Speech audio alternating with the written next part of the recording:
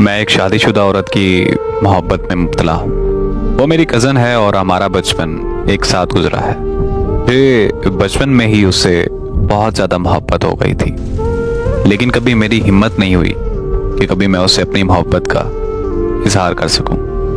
और फिर जब मोहब्बत के इजहार करने का वक्त आया तो हमारे वालिदैन की आपस में लड़ाई हो गई।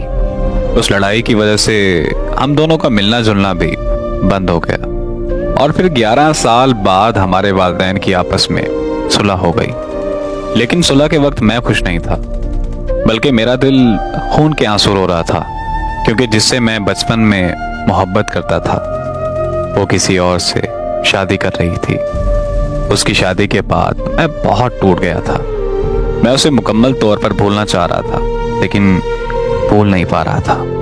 फिर मेरा एक दिन उससे सोशल मीडिया पर राब्ता हुआ तो मुझे पता चला कि वो अपने ससुराल में जहन्नम जैसी जिंदगी गुजार रही है। जब मैंने उससे अपनी मोहब्बत का इजहार किया तो वो फूट फूट कर रोने लग गई और वो मुझसे कहने लगी कि मैं भी तुमसे बचपन में बहुत ज़्यादा मोहब्बत करती थी।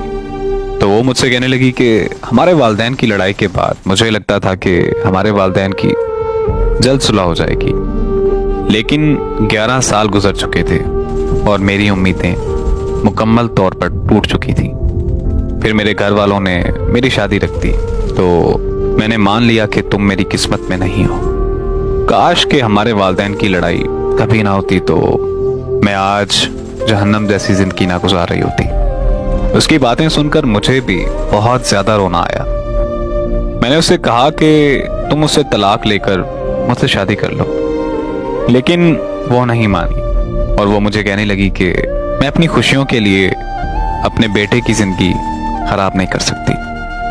वो आज मुझसे दोस्त बनकर बात करती है, लेकिन मैं आज भी उससे बेइंतहा मोहब्बत करता हूँ और हमेशा करता रहूँगा।